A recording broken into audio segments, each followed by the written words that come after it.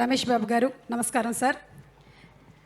Sir, మీ అనుభవాలు విశాఖపట్నానికి సంబంధించి, అలాగే విశాఖ ఉత్సవాలు కొన్ని సంవత్సరాల నుంచి మనం చూస్తూ ఉన్నాము. ఈ సంవత్సరం వాటి అన్నిటికన్నా 10 రెట్లు ఎక్కువగా, అంటే ఒక విశాఖపట్నంలో మాత్రమే కాకుండా అనకాపల్లిలోను, అరకులో కూడా జరగబోతున్నాయి. వీటి గురించి మీరేం చెప్పాలనుకుంటున్నారు? నన్ను అడగాల్సిన క్వశ్చనే అడిగారు, ఎందుకంటే నేను అనకాపల్లికి సంబంధించిన వాడిని కూడా. విశాఖపట్నం వరకు చెప్పాల్సి వస్తే మేడం, ఇది సాహస సిద్ధమైన బీచ్, తయారు చేసిన బీచ్ కాదు. యారాడు కొండలు కానీ, డాల్ఫిన్ నోస్ కానీ, ఎర్రమట్టి దెబ్బలు కానీ అన్నీ కూడా సాహస సిద్ధంగా ఏర్పడినవి. పర్యాటకులను ఎంతగానో ఆకర్షించే ప్రాంతం. మా విశాఖ ప్రజలందరూ కూడా ఉదయం నుంచి సాయంత్రం వరకు కష్టపడి సాయంత్రం ఇంటికి వచ్చిన తర్వాత ఫ్రెష్ అయ్యి ఫ్యామిలీతో ఇక్కడికి వచ్చి ఒక అరగంట గడిపితే ఆ కష్టాలన్నీ మర్చిపోయేంత చక్కటి వాతావరణాన్ని ఇచ్చింది విశాఖపట్నం ప్రజలకి.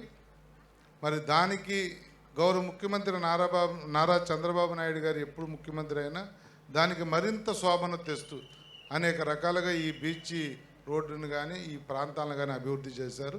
మనస్ఫూర్తిగా వారికి ధన్యవాదాలు తెలియజేస్తూ పోతే, ఇంకా అనకాపల్లి మాది పెందుర్తి నియోజకవర్గం, సగం విశాఖపట్నం సగం అనకాపల్లి జిల్లాలో ఉంటాం.